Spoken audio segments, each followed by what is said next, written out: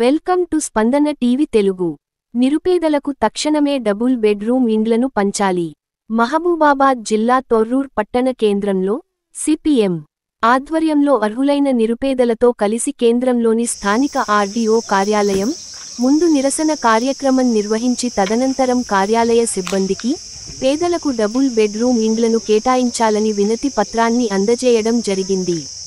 ఈ సందర్భంగా సిపిఎం తొర్రూర్ మండల కార్యదర్శి జిల్లా కమిటీ సభ్యుడు మహమ్మద్ యాకూబ్ మాట్లాడుతూ గత ప్రభుత్వ హయాంలో పట్టణ కేంద్రంలోని స్థానిక దుబ్బతండ సమీపంలో నిర్మించిన 280 డబుల్ బెడ్రూమ్ ఇండ్లను అర్హులైన నిరుపేదలకు అట్టి ఇండ్లను పంచి ఇవ్వాలని స్థానిక ఆర్డీఓ కార్యాలయం ముందు సిపిఎం ఆధ్వర్యంలో పేదలతో కలిసి నిరసన కార్యక్రమాన్ని చేపట్టి కార్యాలయ సిబ్బందికి వినతిపత్రాన్ని అందజేయడం జరిగిందని పేర్కొంటూ, ఇప్పటికైనా స్థానిక ఎమ్మెల్యే యశస్విని రెడ్డి వెంటనే స్పందించి కేంద్రంలో నిర్మించి ఉన్న 280 డబుల్ బెడ్రూమ్ ఇండ్లను అర్హులైన పేదలను గుర్తించి పంపిణీ చేసి వారిని ఆదుకోవాలని కోరుతూ, లేని ఎడల రాబోయే రోజుల్లో నిరుపేదలందరినీ ఐక్యం చేసి డబుల్ బెడ్రూములు పంచేవరకు సిపిఎం ఆధ్వర్యంలో దశలవారీగా ధర్నాలు రాస్తారోకోలు చేస్తామని డిమాండ్ చేశారు.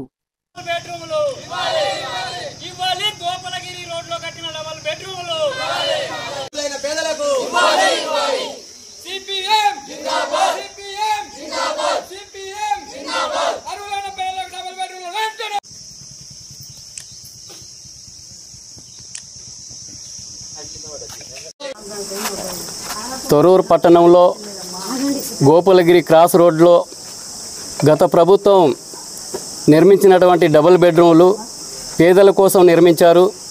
గత ప్రభుత్వం ఇవ్వలేదవి, కానీ ఈ కాంగ్రెస్ ప్రభుత్వం వచ్చి కూడా సంవత్సరంన్నర అవుతూ ఉంది.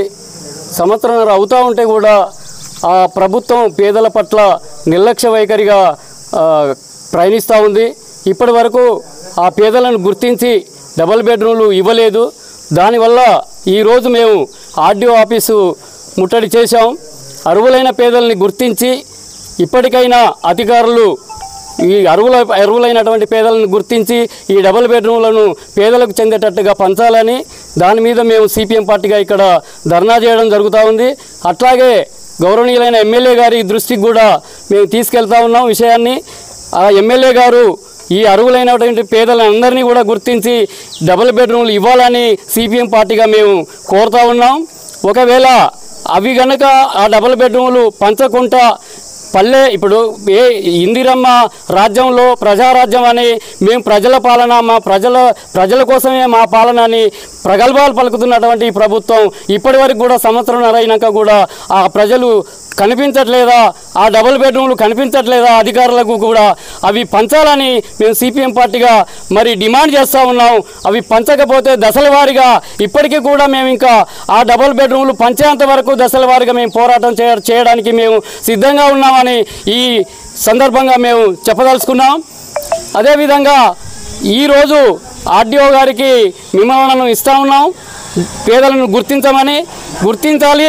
ఒకవేళ గుర్తించకపోతే రేపు కలెక్టర్ ఆఫీసు కూడా ముట్టడి చేయడానికి కూడా మేము సిద్ధంగా ఉన్నామని ప్రభుత్వాన్ని మేము హెచ్చరిస్తూ ఉన్నాం. లేని ఇందిరమ్మ ఇండ్లు ఊర్లలో లేని వాటిని వెనుకలాడి వాటిని కమిటీలేసి లీస్టు చేసే బదులు ఇక్కడ తయారుగా గత ప్రభుత్వం కట్టిన ఇండ్లు 280 ఇండ్లు ఉన్నాయి. అవి చివర దశకు చేరుకుంటా ఉన్నాయి. దాంట్లో అనేకమైన దుర్మార్గమైనటువంటి పనులు కూడా దాంట్లో చేపడతా ఉన్నారు. అందుకోసమే ఆ ఇండ్లను వెంటనే ఆ చివరావస్థకు చేరుతున్నటువంటి ఇండ్లను పేదలను గుర్తించి ఇవ్వాలని గౌరవ ఎమ్మెల్యే గారిని కూడా మేము వారిని కోరుకుంటా ఉన్నాం. గౌరవనీయులైన ఎమ్మెల్యే మేడం గారు, మాకు అసలే ఇండ్లు లేవు మేడం, బతకడానికి ఉండడానికి ఇండ్లు లేవు. వచ్చే వానకు పోయే వానకు తడతానం ఇంటికాడ. ఆల్రెడీ కట్టి ఉన్న ఇండ్లు కూడా మాకు ఇత్తలేరు, కిరాయిలకు ఉంటాం.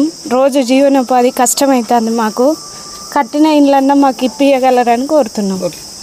మాకు పేదలం, మాకు అనాథలం అయిపోయినాం. మాకు స్థలం లేదు, ఇల్లు లేదు, రోడ్ల పొంటి కిరాయి కట్టే ఓసలు కూడా లేదు నాయన మాకు.